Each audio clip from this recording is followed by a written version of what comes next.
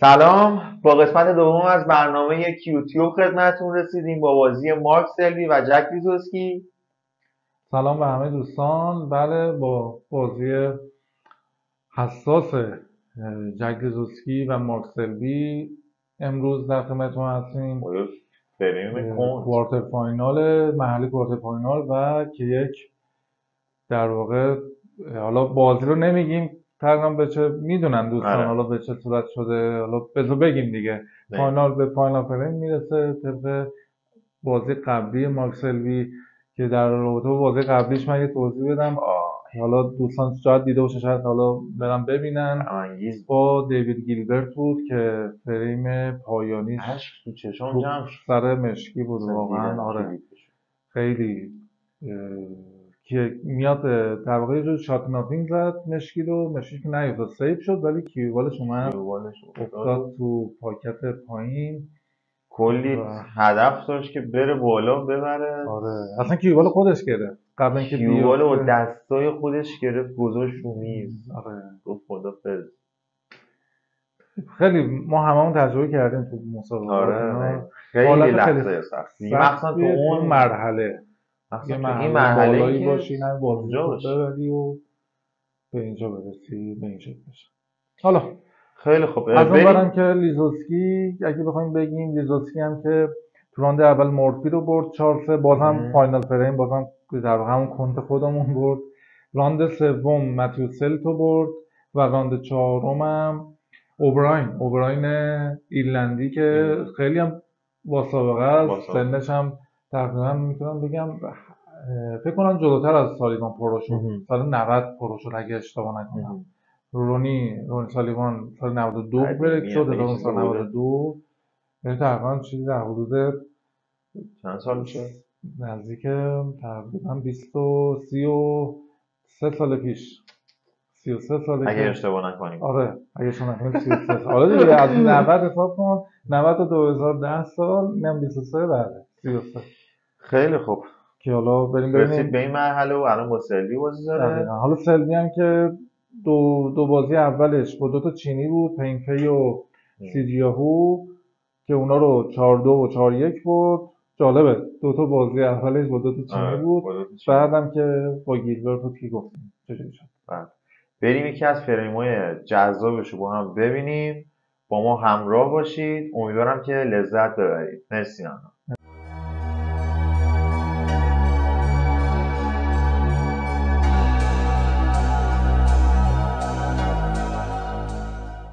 خب به نام خدا بریم سراغ بازی. یه توضیح قبلش بدم به دوستان عزیز که این بازی دور شروع شد، جک بریک کرد، منتها بریک بدی هم کرد نسبتا و اینکه یکی 2 تا توپ زده شد و چسبونده شد به پک و بازی نچرخید. به توافق از خودشون بازی رو دوباره داور چین و این یه استارت دوباره تو همین فریم دیسارده هست که کنترل باید بریم ببینیم که چه اتفاقی میفته. دوباره جک بریک کرد و سفیدش دفعه بریک خوبی خیلی اون سری بریکش خوب نبود ولی خب بازی نچرخید. ما هم تصمیم گرفتیم که اصلا حذف کنیم اون داستان رو. اگه دوست داشتید حالا بتونید بهتره. بله سیفتی سلوی رو میبینیم که یه اشاره به سبز کرد و ماکس شد. آره بله ماکس شد. خیلی خوب. دوباره میخواد بره بخوره پشت پک. آره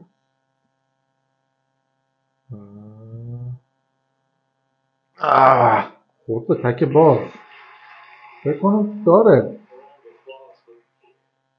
بله چقدر بدشانسی.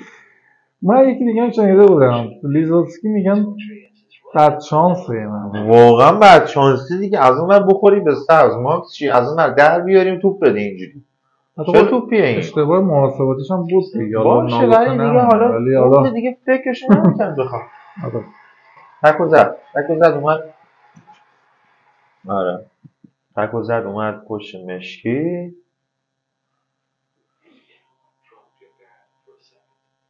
حالا دو تا تک باز داره. البته یه دونه تک هم پشت تکای بسته داره که فکر کنم اصلا رفت واسه همون، درسته؟ آره. یا میدل گرفت. بازاست که میخواد باهاش هم پک رو باز بکنه، هم پات میکنه هم یه مدار پک رو میخواد باز بکنه بیاد با رو فکر کنم با زیر میره اسکرو بک میزنه. آره.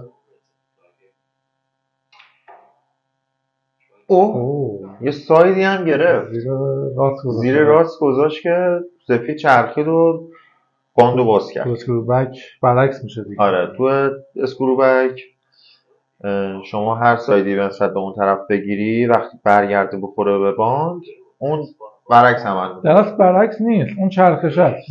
رو جلو درسته، رو به عقب خب طبیعیه که باید این بره بزنه. ولی ما حالا بچه‌ها اصلا میگیم مثلا ساید مثلا برعکس بزنیم. خود کیفیت. خب با یه دونه سبز میخواد برگرده که کجا اومد؟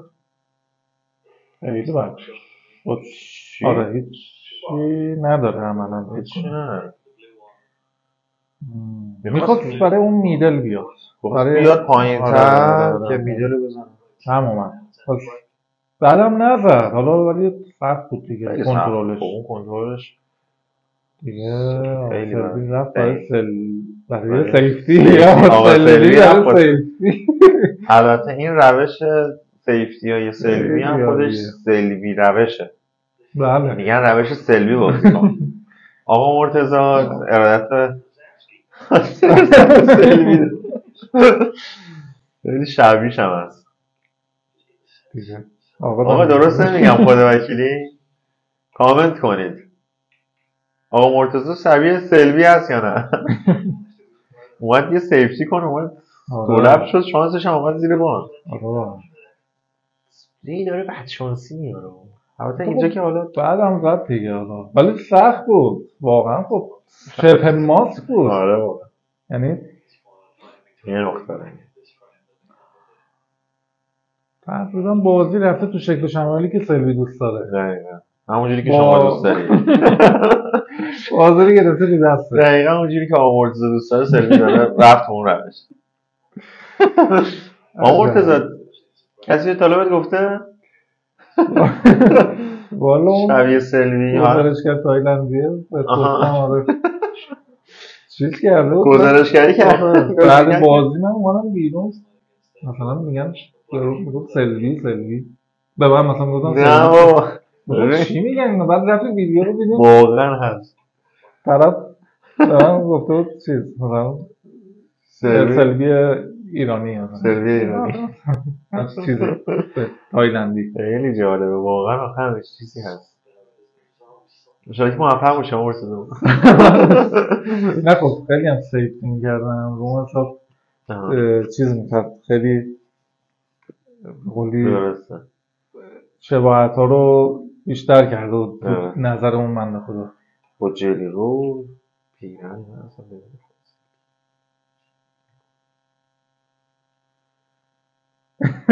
آقا مرتضی. خب یه جکو ببین تیک میزنه عصبیه. آره این دو تحت فشاره اصلا آره دیگه رو مود نرمال نیست. ساید راست چپ گذاشته. بله خب یه شاتوناتینگ هم اینجا زد و ولی خب رنگی نگرفت. واقعا خوب زد ولی خب خاصیت شاتوناتینگ هم همینه یعنی تو میزنی که فرار کنی بیا زیر باند. حالا توقع از خودش هم نداره که مثلا بخواد چون اومد که سیف. خب چه مارکس قشنگی چقدر خوب چسبون واقعا عالی بود. قشنگ ما پوش زرد خودت میدونی دیگه این خودت این چسبونای نلسون کردن خودش واقعا مهارت تمرین داره. ضربه دستی که داری وارد میکنی به سفید من دیدم من بازیکنای چیز دیدم مثلا چند دقیقه همچین حالتایی رو تمرین میکنه برای مسابقه 100%. چون پیش میاد تو هر دقیقاً. مسابقه حداقل شما 2-3 بار برای باید پیش میاد بدونی چه نکن دوباره نشون داد چقدر ضربه قشنگی زد. واقعا بعد از اینکه سفید میخوره به توپ هدف اصلا هیچ تکونی نمیخوره انگار چفت حالا میشه یه باش. زمانی الان نه این ضربه دسته خیلی مهمه. دقیقاً یه زمانی اگه باشه الان کمتره هر کی این کارو میکرد بهش انگ میزدن انگ میزدن که میگفتن هم مرده خوری دنبال چی مثلا دنبال چی؟ فلان. اسنوکر اصلا روشه. این الان همینه. کاری که جکی جان کرد دقیقاً اسنوکر همین. کرد دیگه اسمش روشه. این بازی اسنوکره ولی خب نه دیگه در همه شرایط بعضیا دیگه شورشو در میارن دیگه جذابیت بازی رو از بین میبرن. آقاتورادی نکنه منظور نه آقاتورادی که اصلا آقاتورادی اصلا اینجوری چه خوب در آورد با ساید تو اینقدر برنامه ریزی شده که بخوری به اون تک از اون منم یک توپی ندی. خیلی خوب زد. هم خوب سیفتی میکنه هم خوب ماکسی رو در میاره هم خوب ماسک میکنه اسنوکر رو خیلی خوب در میاره. در اصل میشه گفت اسنوکر رو خیلی خوب بلده دقیقاً به طور کلی بخوایم تعریفش بکنیم. آره یه بازیکنی که اسنوکر رو خیلی خوب بلده بازی رو اصلا همینه از بره واسه همین اسطوره افغانی غیر از رونی و حالا رونی رو که اصلا کلا آدم باید بذاره رونی فاکتوره اصلا اونو یه نابغه خاص خودشه دیگه اصلا فضای دیگه یا ایجاد میکنه تو اسنوکر که اصلا ایشالله که باشه حالا اصلا نمیشه رونی واقعا یه ذره اصلا حال نمیده. این چی بود؟ سلوی جان این همه تعریف کردیم دیگه چش خورد. ببین چش خورد ببین چقدر تعریف چه توپی بهش داد. استفاده کن دیگه جکی جان. جکیزوسکی ببینیم چیکار میکنه. بعد نه مثل اینکه بس کنترل سفید رو نگاه کن واسه هیچ چیکار می‌خواسته کنه تکو بزنی ضرب با ضرب بیای سیف کنی. نه البته اون موقع فکر صورتی باز بود الان بسته شد توپ برگشت شده فکر کنم برای اینکه ضربه زد متوجه شدم که اصلا چرا زد. دقیقاً یه بار دیگه نشون بده. یه مقدار چیز شده یه مقدار انگار از تمرکز خارج شده. جکیزوسکی سلوی ببینیم. بله راحت تکو انداخت و سفیدم آورد پشت سبز و قهوه‌ای و زرد که سبز رو انتخاب میکنن و با یه اسکروبک میخواد برگرده تو پوزیشن که این کار هم میکنن. خب صورتی هم این ور بازه اومد نگاه کرد. صورتی اومد نگاه کرد بازه. الان با یه تک با همین تکی که الان هست یه اسکروبک دیگه میزنه یه کنترل خوب میکنه واسه صورتی هایی کرد. چرا قشنگ خودش رو آورده تو پوزیشن. آره دیگه رفت تو پوزیشن. من فکر کنم یه بریک داریم اینجا اساسا یه مقدار بسته هست تکاد 1-2 بازه. آره تو حرفه‌ای پازلیه. آره خیلی باله.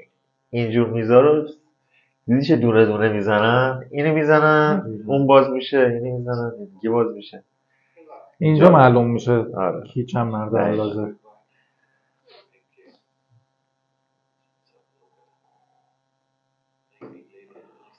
صورتی میدل هم بازه مثل اینکه ولی من فکر کنم همون واسه صورتی نگرد باز دیگه با یه اسکروبک خیلی نرم میتونه صورتی رو بگیره. شروع کار قطعی شما بکنم اوکی. اوکی.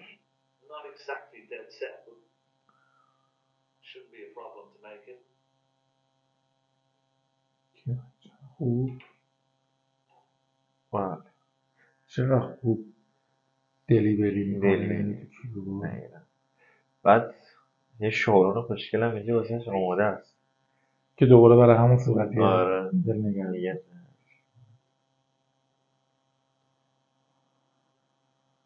خیلی ضربه حساس و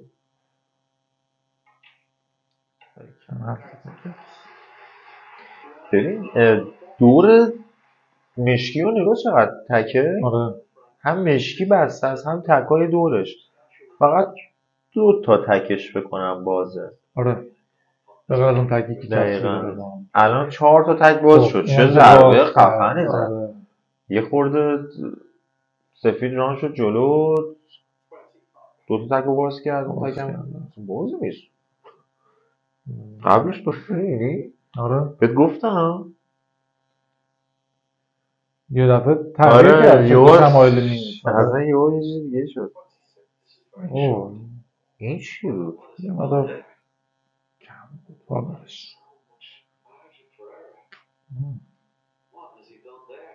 چرا میخواست خودش ببره از این سفید رو. اشتباهش متعجب شده. آره متعجب شدن خودشونم میستیکوشو بقول حرف اشاره کرد اشتباهش. بله جک اینجا یه تکونی به خودش میده میگه ممکنه به نظرت ریکاوری میکنه برگرده با زرد اصلا صورتی رو که نمیتونه بزنه میده آبی هم خیلی نگاه کن زاویه. استریته بخواد بیارش باز قرمز خوبی نمیتونه زرده بگیره. خوراکه زرده میتونه خوب باشه ولی خب فاصله هم شما ببین شرایط بازی فاینال فریم سلویه آخره. ببین ذهنیتت مثل سلویه سلوی خب میچسبونه اون زیر ما. ای خدا هم کیلوبال میگید نه هم کیوال هم آبی. ببین اینجا بازی خیلی مهمه این هوش بازیکنه هوش اسنوکری این بازیکنه آبی رو خوابوندن. آبی رو خواب یعنی دیگه به بازیکن اجازه نمیده به آبی بخواد بازی کنه یا بازی ریکاوری بکنه چون 30 خال جلوه 37 خال جلوه بله. 37 امتیاز جلوه. نگاه کن چه سیفتیه بعدی زدی وای اونم تحت تاثیر چقدر سریع زد بدون فکر اون معلومه اصلا نگاه چه قرمز شده ناراحت حالا خودمونیم جلوی سروی واقعا باید اعصاب فولادی داشته باشیم. ببین کلافگی جک رو قشنگ تو قیافش میشه دید که توپ نداده بهش اصلا توپ نداده از اون برم هرچی میزنه بر حسب اتفاق هیچ توپ میشه رو اومد بالا اصلا اونجا وای میستاد که اصلا هیچی به دردش نمیخورد واقعا این اومد چقدر قشنگ اومد تو پوزیشن ضربه سر ضربه‌ای بود ضربه قشنگی زد وای کلا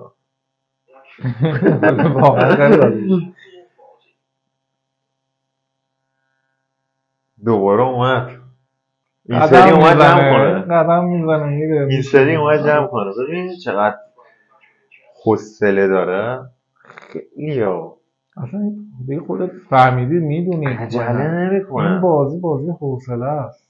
ببین 38 تا زد حالا مثلا من خودم 38 تا مثلا میزدم اونجوری مثلا زرد و آبی رو داشتم میگفتم بذار بزنم 38 تا چیه بذار بزنم تمامش کنم ایشون مثلا با این همه برک و اینا زیر باید میدینی چجوریه یه مدار دیگه به قول حواسش هست که گزک نداره تو داور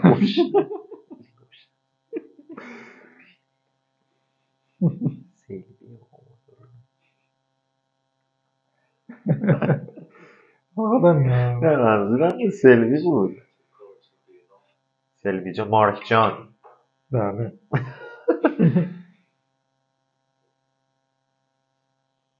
42 دیگه ببینیم که ببین تو ذهنش این نبود که بزنم کارو تمام کنم یه سیف کرد دوباره گرفت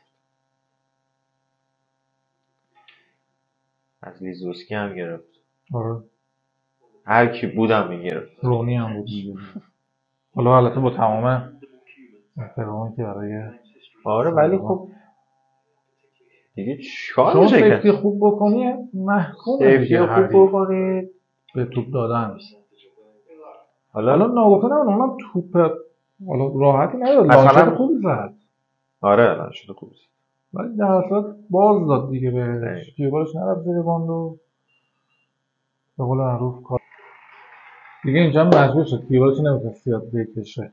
ببینید ایزی هم گرفته خودش شد 70. واو چقدر خوب زیر باند با ساید زیر راست. صورتی زد. آره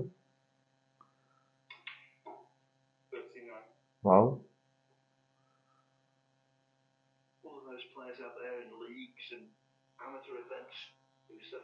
اوه اوه اوه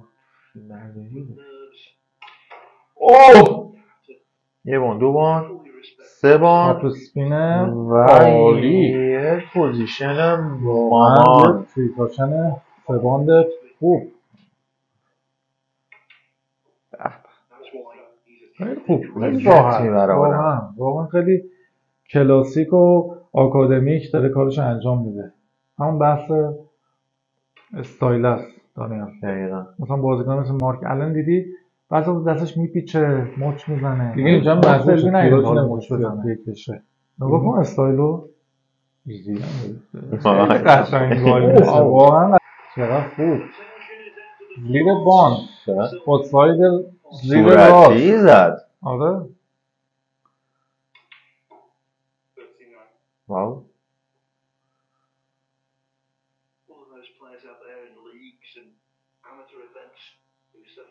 اوه اوه اوه اوه یه بان، دو بان، سه بان تاپ اسپینه و عالی. یه پوزیشن واقعا مامان. یه تریکاشن سه باند خوب، خیلی خوب، خیلی لذت راحت، میبره آدم. واقعا خیلی کلاسیک و آکادمیک داره کارش انجام میده.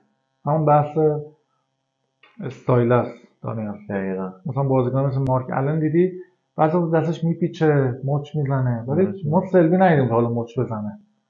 نگاه کن استایلو خیلی قشنگ گل میشه، واقعا قشنگ گل میشه. اصلا آدم حالش خوب میشه. آبیرم که باز کرد خوب وای نستد. واو خیلی عالی، خیلی خوب. صورتی این برای گرفته احساس میکنم. آره زد میده. واو چقدر خوب. اصلا ما فکرشو نمی‌کردیم چجوری دیگه زده تو نمایش دیگه. حاصل دیگه تمام شد دیگه. کارشو که میکنه تمام میره تو نمایش. آره دیگه. سیفتی آره دیگه. شما دیگه اینو شما بهتر میدونید. ریزوسکن خیلی ناراحت بود. رفت نیمه نهایی. بریم ببینیم که چه میکنن. از اون برم که حسین وفایی اومده نیمه نهایی با مارسیلیا.